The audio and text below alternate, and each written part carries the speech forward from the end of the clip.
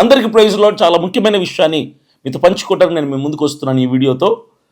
ఉండి నియోజకవర్గంలో పరిస్థితులు చాలా దారుణంగా మారుతున్నాయి. ఏంటి అంటే క్రైస్తవుల ప్రార్థనా మందిరాల్ని కూల్చారు. క్రైస్తవులని చాలా వేదనకు గురి చేస్తున్నారు.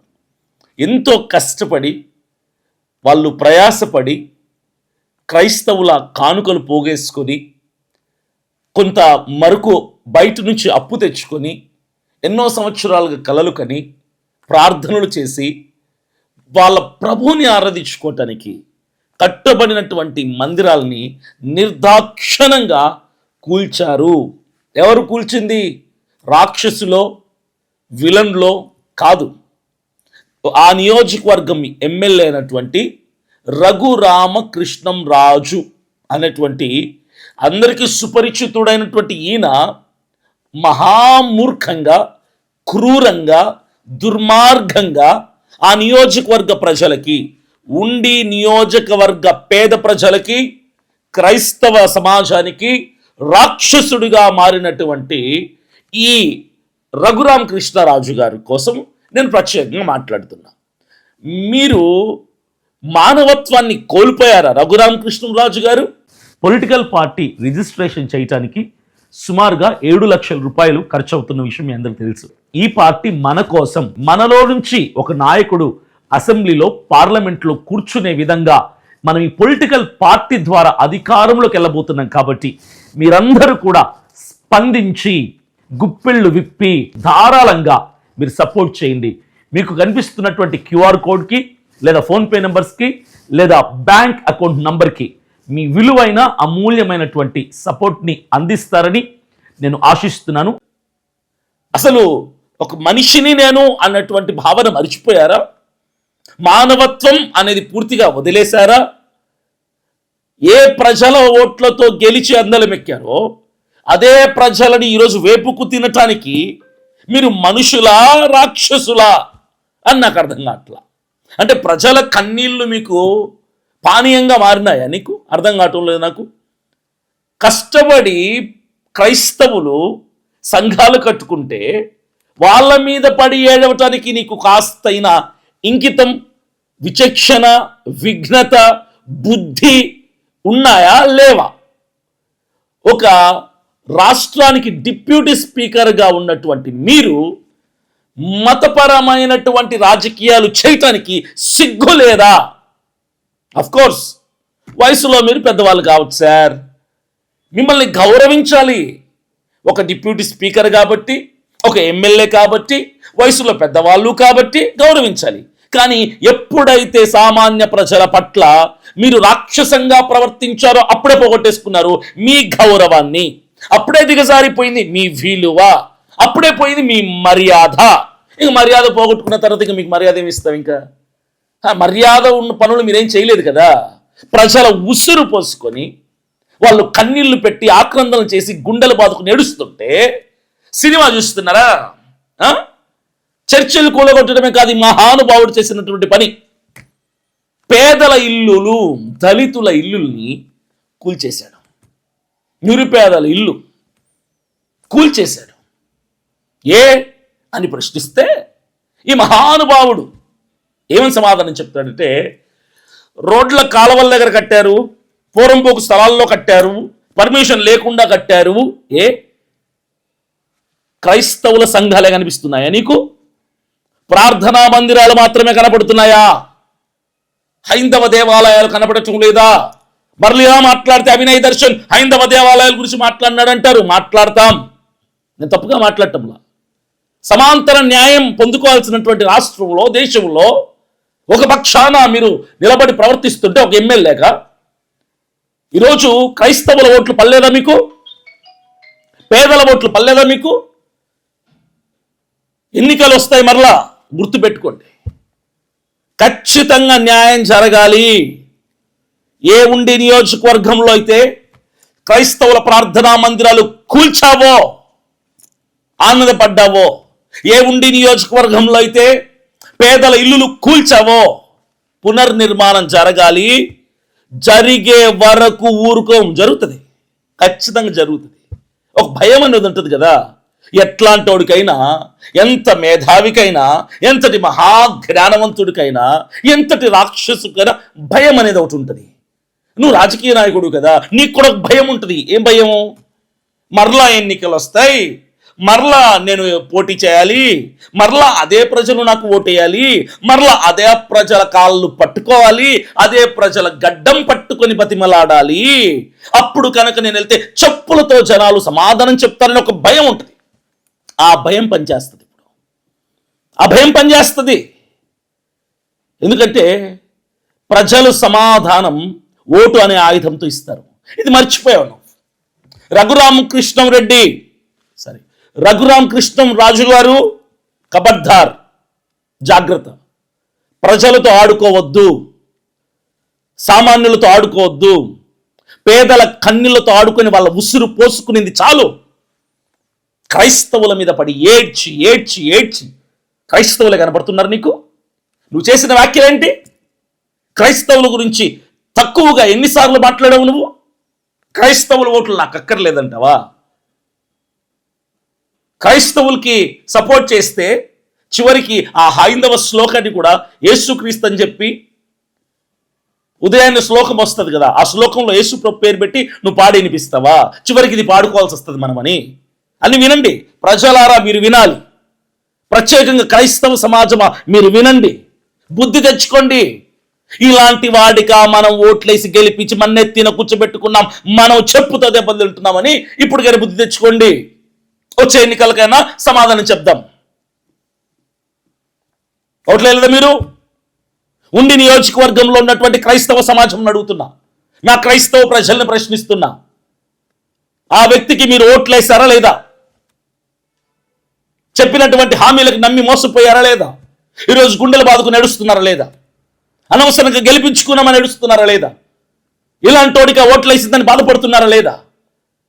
ఒక పాస్టర్ గారు ఆ నియోజకవర్గంలో 35 లక్షలు పెట్టి అప్పు సొప్పు చేసి కింద మీద పడి స్తోమతకు మించి సంఘంలో ఉన్నటువంటి విశ్వాసుల కష్టార్జితంలో నుంచి కానుకలిస్తే ఇదంతా పోగేసుకొని ఎప్పటి నుంచో కన్న కళను నెరవేర్చుకోవటానికి, ప్రభువుని ఆరాధించుకోవటానికి మందిరం కట్టుకుంటే 35 లక్షలు పెట్టి కట్టుకున్నటువంటి మందిరాన్ని కూల్చారు.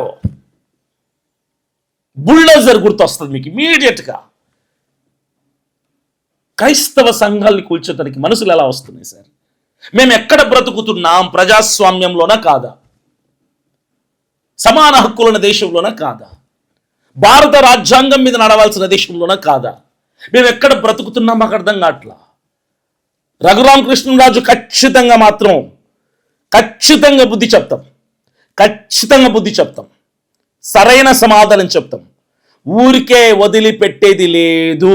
నువ్వు ఇల్లులు కూల్చవే, పేదల ఇల్లులు, ఆ ఇళ్లల్లో ఉన్న వాళ్ళు దొంగల, తీవ్రవాదుల, ఉన్మాదుల, దేశద్రోహుల, పోనీ నక్సలైట్ల, లేదా ఈ భూమి మీద ఉండి నియోజకవర్గంలో ఆ గాలి పీల్చుకునే హక్కు లేదు అని వాళ్ళ ఇల్లు కూల్చావా? ఆన్సర్ చెప్పు. రఘురామకృష్ణరాజు గారు ఒక్క నోటీస్ లేకుండా, ఒక ప్రత్యామ్నాయం లేకుండా ప్రజల ఇల్లులు కూల్చవే. ఇది సమానత్వమా? ఇదేనా నీ అభివృద్ధి? ఇదేనా నీ అధికారం? ఇదేనా నీ పాలన? ఇది అహంకారం, ఇది అహంకారం, అధికార అహంకారం. దించుతాం, ఖచ్చితంగా దించుతాం, అహంకారాన్ని దించుతాం. నువ్వు కూర్చున్న సీటు మీద నుంచి రోడ్డు మీదకి దించుతాం. ఎలా దించాలో మాకు తెలుసు. క్రైస్తవ మందిరాల జోలికి వెళ్ళిన వాడు ఎవ్వడు బాగుపడడు, గుర్తుపెట్టుకో. రఘురామకృష్ణరాజు ఏ పని చేయకూడదో ఆ పని నువ్వు చేశావు. ఇదిగో క్రైస్తవుల పక్షాన సృష్టికర్త అయిన దేవుడు ఉన్నాడు. మా వాళ్ళు తిరగబడకపోవచ్చు పోరాడడానికి నీ మీదికి, మా వాళ్ళు బూతులు మాట్లాడకపోవచ్చు, మా వాళ్ళు గొడవలు చేయకపోవచ్చు. క్రీస్తు నేర్పినటువంటి నినాదం ప్రేమతత్వం కాబట్టి ప్రేమతత్వం చేత ప్రార్థన చేద్దాంలే అని ఉండొచ్చు. ఒకరో ఇద్దరో ముగ్గురో 10 మందో నాలాంటి నాయకులు వచ్చి అక్కడికి నిరాహార దీక్షలు చేయొచ్చు, ఆమర నిరాహార దీక్షలు చేయొచ్చు, ధర్నాలు చేయొచ్చు న్యాయం కోసం. కానీ వాడు చెప్తున్నా, క్రైస్తవుల జోలికి వచ్చిన వాడిని ఎవ్వడు నా క్రీస్తు ప్రభువులు వాడు విడిచిపెట్టడం. క్రైస్తవుని ముట్టినవాడు క్రీస్తు కనుగుడ్డు ముట్టిన వాడితో సమానం. క్రైస్తవుల్ని ముడితేనే ఎలా ఉంటుందంటే, ప్రభువుని ఆరాధించుకోవడానికి కట్టుకున్న మా మందిరాలు కూర్చుని వాళ్ళని దేవుడు వదిలిపెడతాడా? అనుభవిస్తున్నావు ఈరోజు. ఏమైంది? సుప్రీంకోర్టు తీర్పిచ్చింది. సుమారు 2,000 కోట్ల రూపాయలు రుణాలు తీసుకొని బ్యాంకుల్లో ఎగ్గొట్టావు. ఈరోజు ఏమైపోయింది? బెడిసి కొట్టింది. సుప్రీంకోర్టు తీర్పిచ్చింది, సిబిఐ ఎంక్వైరీకి ఇచ్చింది, వచ్చావు, రోడ్డు మీదకి వచ్చావు.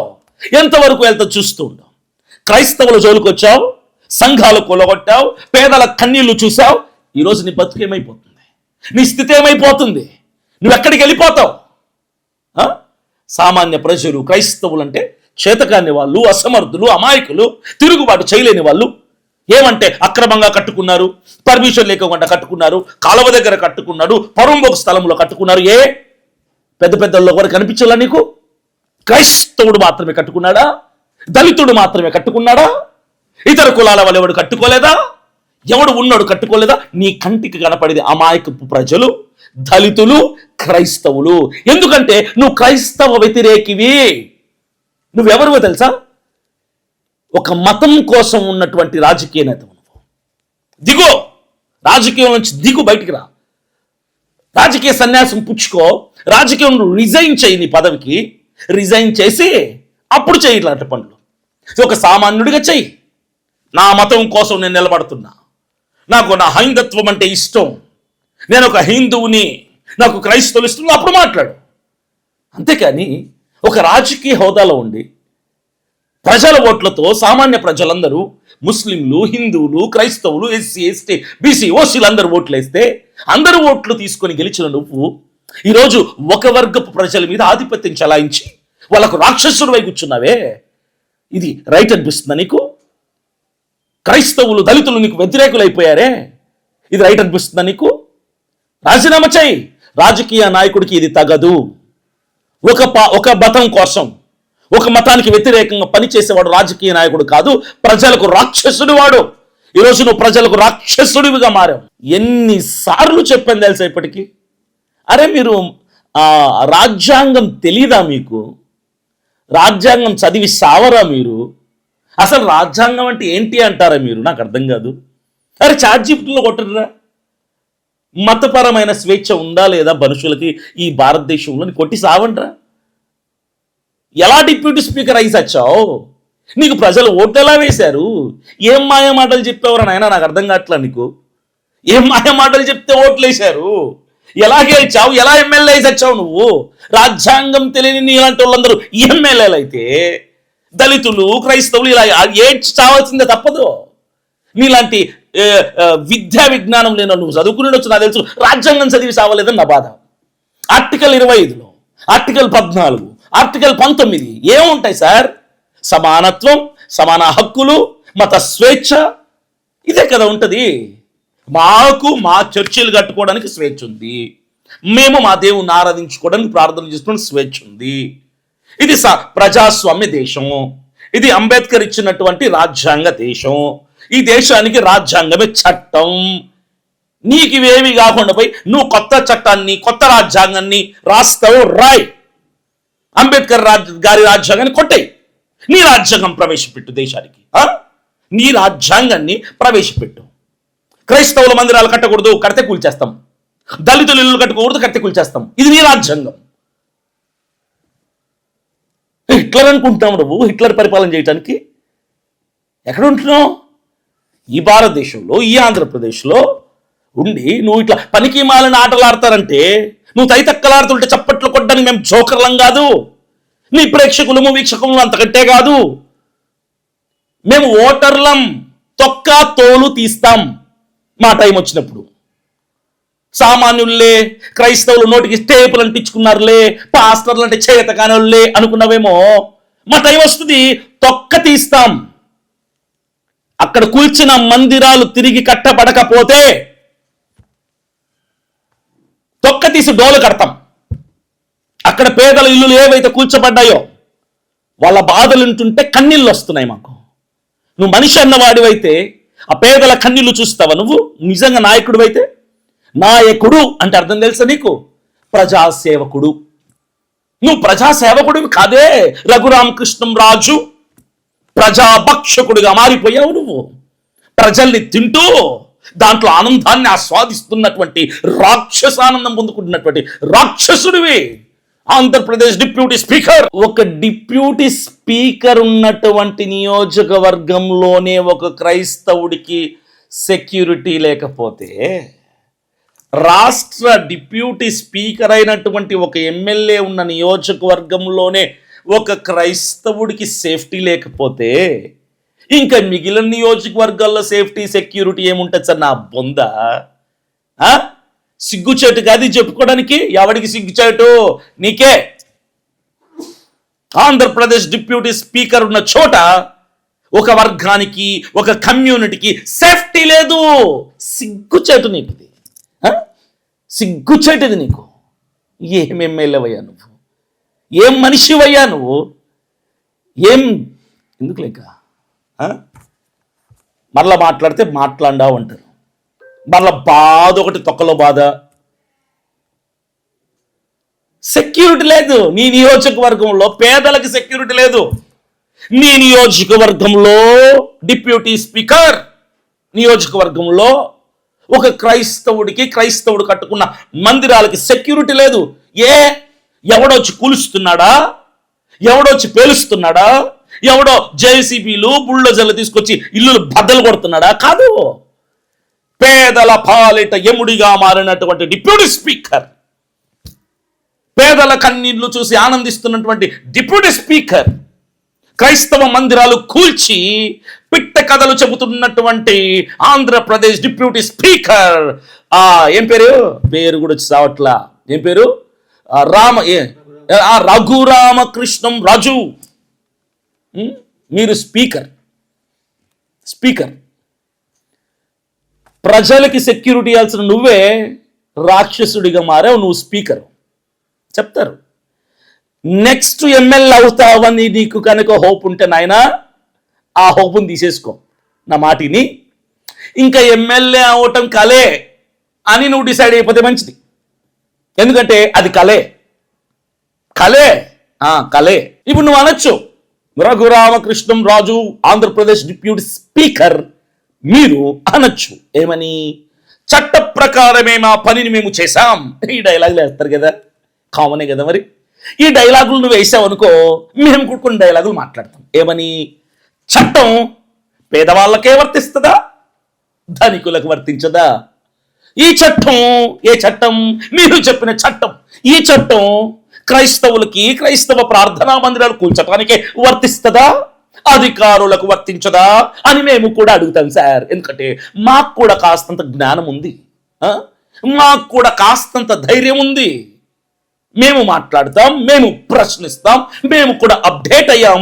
AI టెక్నాలజీ వచ్చిన తర్వాత అందరూ అప్డేట్ అయ్యారు. అందరి చేతుల్లో ప్రపంచం వచ్చేసింది ఈరోజు. చట్టము అందరికి వర్తించాలి కదా సార్. చట్టం అంటే అదే కదా. చట్టం ఎవరికి చుట్టం కాదు అని సామెత ఉంది కదా. ఈరోజు చట్టం ఉండి నియోజకవర్గంలో చట్టం ఎలా మారిపోయిందంటే, అధికారులకు లేని చట్టం, అగ్రవర్ణ కులాల వారికి లేని చట్టం, గొప్ప గొప్ప వ్యాపారవేత్తలకు లేని చట్టం, గొప్ప వాళ్ళకు లేని చట్టం, క్రైస్తవ ప్రార్థనా మందిరాలకి, క్రైస్తవులకి, పేదలకి, దళితులు కట్టుకున్న ఇళ్లకు వచ్చేసింది చట్టం అని ఎవరు చెప్తున్నారు?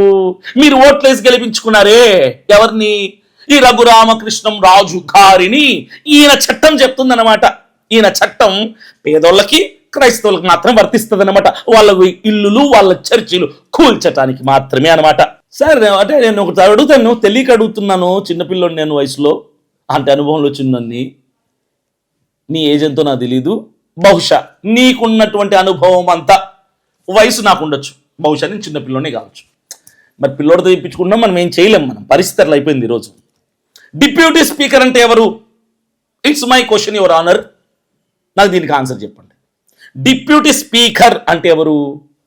సభా గౌరవాన్ని కాపాడే వ్యక్తి, ప్రజల పక్షమున నిలబడే వ్యక్తి, ప్రజల గౌరవాన్ని కాపాడే వ్యక్తి, బలహీనుల పక్షమున నిలబడి కొన్నంత ధైర్యాన్ని ఇచ్చేటువంటి వ్యక్తి, ఒక నియోజకవర్గం ఎమ్మెల్యే, ఒక డిప్యూటీ స్పీకర్ అంటే. కానీ ఇక్కడ ఏమవుతుంది? బలహీనులని దోచుకునేవాడు డిప్యూటీ స్పీకర్, బలహీనులని ఇంకా దిగజార్చి బలహీనుల బలాన్ని కూడా కొల్లగొట్టి నేను బలవంతుణ్ణి అని నిరూపించుకోవాలని ప్రయత్నించేవాడు డిప్యూటీ స్పీకర్. ఈ అర్థం మారిపోయింది. ఇక్కడ మీరు ఏం చేస్తున్నారు? పేదల కన్నీళ్లు పట్టించుకోవటం లేదు, క్రైస్తవుల ఆక్రందనలు వినమటం లేదు. అంటే అర్థం ఏంటో తెలుసా? నీకున్న పదవికి, ఎమ్మెల్యే హోదాకి, డిప్యూటీ స్పీకర్ అనే పదవికి గొప్ప సిగ్గుచేటు, తలవంపులు తెచ్చుకునే అవమానం అని నేను చెప్తున్నా. క్రైస్తవులారా, ఒక క్రైస్తవ సేవకుడిగా చెప్తున్నా, ఇక మనం మౌనంగా ఉంటే రేపు ఇంకొక మందిరాన్ని కూలుస్తారు, ఇంకొక చర్చిని కూలగొడతారు, ఇంకొక సువార్థికుడిని కొడతారు, ఇంకొక దళితుడిల్లు కూలుస్తారు, దళిత క్రైస్తవులకి స్వేచ్ఛ లేకుండా చేస్తారు. మనం మౌనంగా ఉండటాన్ని విడిచిపెట్టి ఉండి నియోజకవర్గంలో న్యాయం జరిగేదాకా పోరాడతాం. ఏపీసీపీఏ అన్నటువంటి ఒక ఆర్గనైజేషన్, హ్యాట్స్ ఆఫ్ ఆ ఆర్గనైజేషన్ వాళ్ళకి. ఆ organisation state president pastor Ismail గారు, ఆయనతో నేను మాట్లాడాను గడిచిన 2 days క్రితం. ఆయన చాలా ఫైట్ చేస్తున్నారు. నేను యూట్యూబ్లో, ఫేస్బుక్లో చూశాను. కొంతమంది నాకు లింక్స్ పంపించారు. ఆయన పోరాటం చాలా గట్టిగా పోరాడుతున్నారు. ఆయన ధైర్యంగా పోరాడుతున్నారు. ఆయన భయపడకుండా పోరాడుతున్నారు. నా క్రిస్టియన్ కమ్యూనిటీ కోసం అని చెప్పి చాలా పోరాడుతున్నారు. ఆయన నిజంగా హ్యాట్స్ ఆఫ్ పాస్టర్ ఇస్మాయిల్ గారికి, ఏపీసీపీ ఆర్గనైజేషన్ వాళ్ళది. ఆయనతో పాటు ఉన్నటువంటి టీం మెంబర్స్ అందరూ చాలా ఫైట్ చేస్తున్నారు. మన ఈ మధ్య కాలంలోనే ఒక 2-3 రోజుల క్రితం మన అజయ్ బాబు కూడా అక్కడికి వెళ్ళాడు. గ్రేట్, అలాగే ఉండాలి, కలవాలి. ఒక చోట ప్రాబ్లం వచ్చిందంటే, ఒక నియోజకవర్గంలో ప్రాబ్లం వచ్చిందంటే, అక్కడ ఉన్నటువంటి క్రిస్టియన్ లీడర్స్తో మిగిలిన నియోజకవర్గాల్లో ఉన్నటువంటి క్రిస్టియన్ లీడర్స్, లేదంటే మిగిలిన రాష్ట్రంలో ఆంధ్రప్రదేశ్ కాకుండా తెలంగాణలో కూడా క్రిస్టియన్ లీడర్స్ వాళ్ళు కూడా వచ్చి కలవాలి. ఎందుకంటే ఒక చోట ప్రాబ్లం వస్తే ఈ లీడర్స్ అందరూ వచ్చి కూర్చోవాలి అక్కడ. How to sort out this problem, ఈ పరిష్కారం ఎలా తీసుకురావాలి సమస్యకి, ఈ ఎమ్మెల్యేకి ఎలా బుద్ధి చెప్పాలి యదవకి అని కూర్చొని మాట్లాడాలి. అజయ్ వెళ్ళాడు, నేను వెళ్తున్నా. ప్లాన్ చేయాలి, పరిష్కారం కోసం గట్టిగా నిలబడాలి, పరిష్కారం వచ్చేదాకా నిలబడాలి. ఏపీసీపీ ఆర్గనైజేషన్ వాళ్ళకి ప్రత్యేకంగా ధన్యవాదాలు. మీరు చేస్తున్న పోరాటం చాలా గొప్పది. నీతిగా, నిజాయితీగా, యథార్థంగా, వాక్యానుసారంగా మీరు చేస్తున్న పోరాటం వెనుక దేవుడి కృప ఉంది. మేము కూడా సహకరిస్తాం, మేము కూడా ప్రోత్సహిస్తాం, మేము మీతో నిలబడతాం, మేము మీ వెంట ఉంటాం. ఎంత కావాలంటే అంత సహకారం అందిస్తాం. మా శక్తి లోపం లేకుండా మీతో పాటు మేము నిలబడతాం. అది మీ నియోజకవర్గం అని కాదు, కానీ అక్కడ మా క్రైస్తవులు ఉన్నారని, మా క్రైస్తవ నాయకులు ఉన్నారు, మేము కూడా వెళ్ళాలి అన్నటువంటి ఆ రోషంతో వస్తాం. క్రైస్తవ సమాజమా, మౌనాన్ని వీడుదాం, రోషంగా నిలబడదాం. మనం కంటికి కన్ను పంటికి పన్ను సిద్ధాంతం మనది ఎప్పుడుది కాదు. ప్రేమతో పోరాడదాం, ప్రశ్నిస్తూ పోరాడదాం, న్యాయం కోసం పోరాడదాం, అన్యాయాన్ని భరించకుండా నిలబడదాం. మా డిమాండ్ ఒకటే, రఘురామకృష్ణం రాజు, మా డిమాండ్ ఒకటే, కూల్చిన పేదల ఇళ్ళకి పునరావాసం చేయాలి. అలాగే కూల్చిన క్రైస్తవుల ప్రార్థనా మందిరాలకి పునర్నిర్మాణం జరిగించాలి. ఇవి చేశారా ప్రజల మధ్యలోకి రావటానికి ఒక ఛాన్స్ ఉంటుంది, ఓట్ల కోసం అడుక్కోవడానికి. లేదా ప్రజల మధ్యలోకి రావాలంటే గుండెని గుప్పెట్లో పెట్టుకుని రావాల్సిన పరిస్థితికి దిగజారిపోతారు మీరు. చివరిగా ఫైనల్గా నేను ఒకటే చెప్తున్నా, పేదల సహనాన్ని, కన్నీటిని తక్కువ అంచనా వేయద్దు. క్రైస్తవుల ప్రార్థనని, మౌనాన్ని చేతకానితనంగా, అసమర్థతగా తీసుకోవద్దు. మాకు తెలుసు శాంతిగా ఎలా పోరాడాలో, రాజ్యాంగంతో ఎలా ప్రశ్నించాలో, ప్రజాస్వామ్యంగా ఎలా ఎదురు నిలబడాలో మాకు తెలుసు. ఇది రాజకీయ వార్నింగ్ కాదు. ఆంధ్రప్రదేశ్ డిప్యూటీ స్పీకర్ అయినటువంటి రఘురామకృష్ణం రాజు, ఇది క్రైస్తవ సమాజం తరపున, కూల్చివేయబడ్డ పేదల పక్షమున, దళితుల పక్షమున, ఉండి నియోజకవర్గంలో ఉన్నటువంటి బాధితులందరి పక్షమున, ప్రజల తరపున ఒక క్రైస్తవ నాయకుడైనటువంటి అభినయ్ దర్శనిస్తున్నటువంటి హెచ్చరిక. ఖబర్దార్, సిద్ధంగా ఉండు. ఎదుర్కో మా పోరాటం. న్యాయం జరిగే వరకు మా ప్రయత్నం ఆగదు, మా పోరాటం ఆగదు, మా స్వరం ఆగదు.